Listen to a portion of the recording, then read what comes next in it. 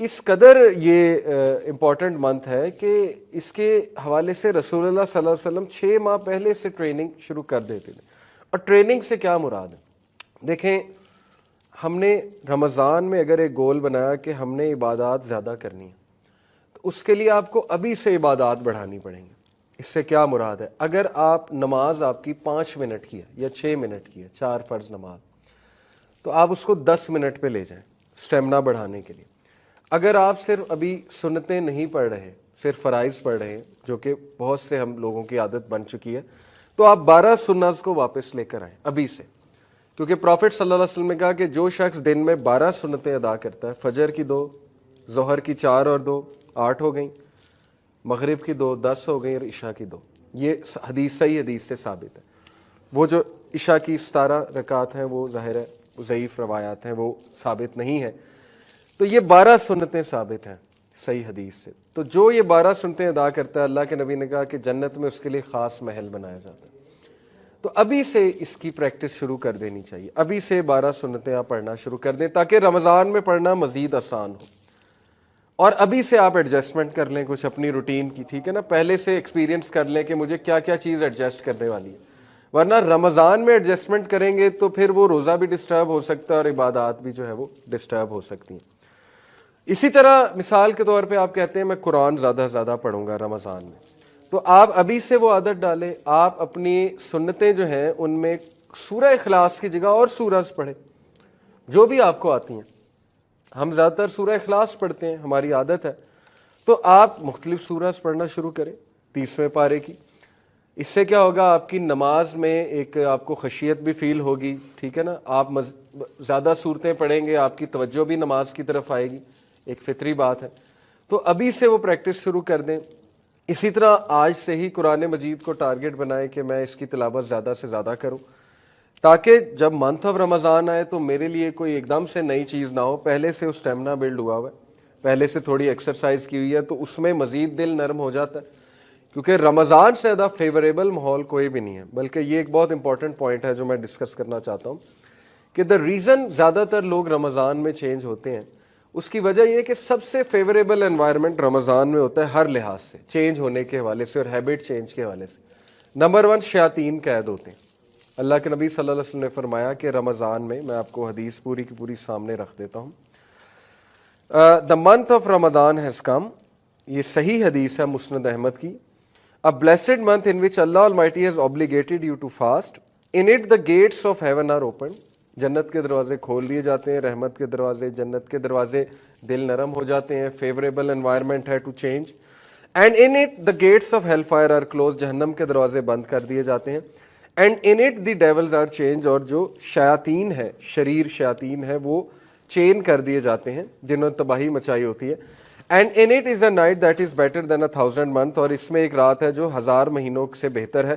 Thus whoever is deprived of its good is truly deprived، لہذا جو بھی اس سے فائدہ نہ اٹھا سکا وہ واقعی ہی ایک بدبخت انسان ہے، ٹرولی ڈپرائیوڈ انسان ہے، وہ بہت زیادہ ڈیپریویشن ہے اس کی زندگی میں. تو اس لیے ابھی سے ایسے گریٹ منتھ کی محنت ہمیں شروع کرنی چاہیے. اگر آپ نے پلان بنایا ہے کہ میں نے کچھ دعائیں یاد کرنی ہیں، تو آپ ابھی سے وہ دعائیں یاد کرنا شروع کر دیں تاکہ رمضان میں ان دعاؤں کو آپ پڑھیں.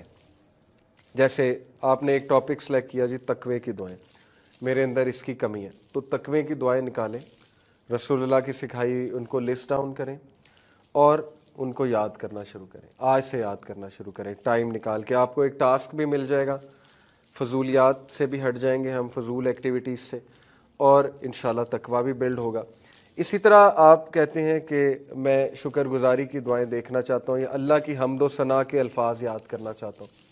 دعا میں جتنے اللہ کی حمد و ثنا ہے اتنی وہ دعا مضبوط ہے. ہم تو سمپل یہ کہتے ہیں نا الحمدللہ والصلاۃ والسلام علی رسول اللہ، یہ ٹھیک ہے، لیکن اگر آپ اسلاف کی دعائیں دیکھیں تو وہ اللہ کی بہت بہت بہت حمد بیان کرتے تھے.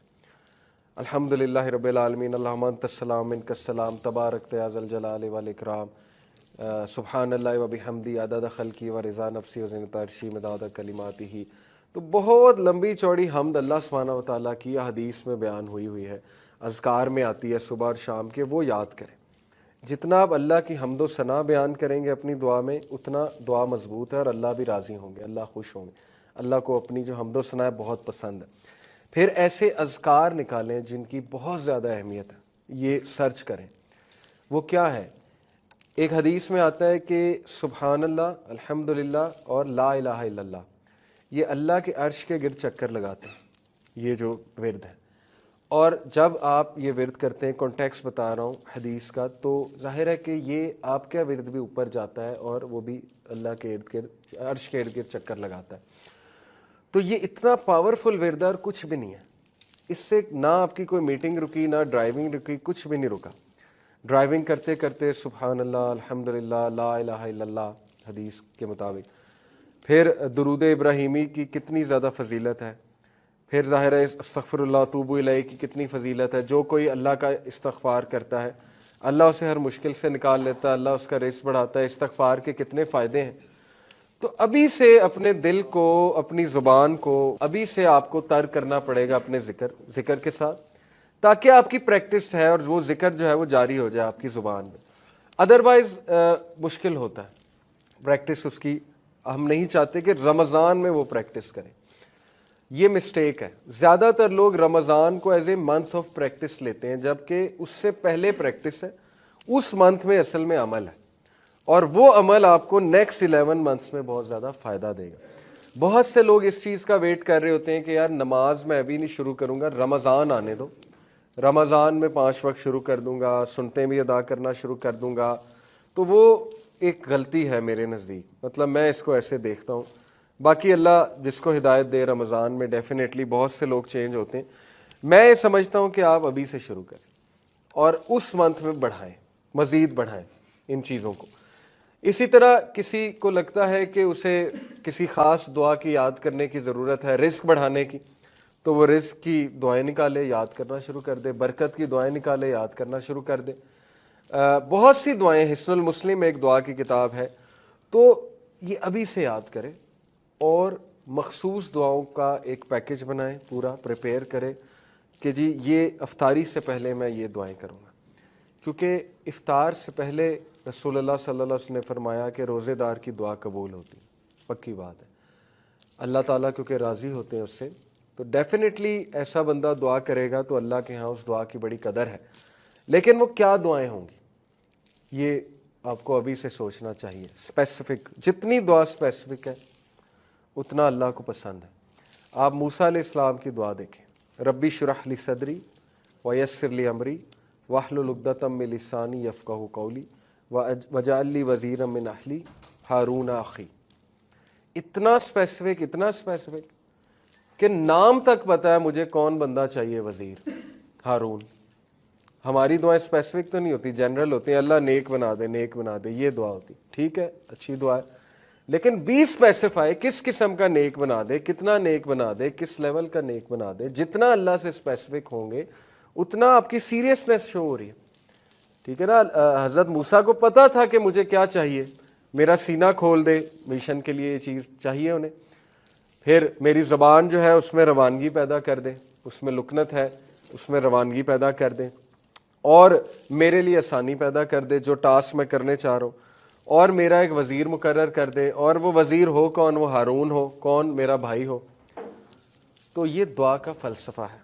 ठीक है, ये फ़लसफ़े को जहन में रखते हुए दुआएं जो हैं वो तश्कील दें, उनकी लिस्ट बनाएं और वो दुआज़ आप इफ्तारी पे करें, एक प्लान के साथ करें।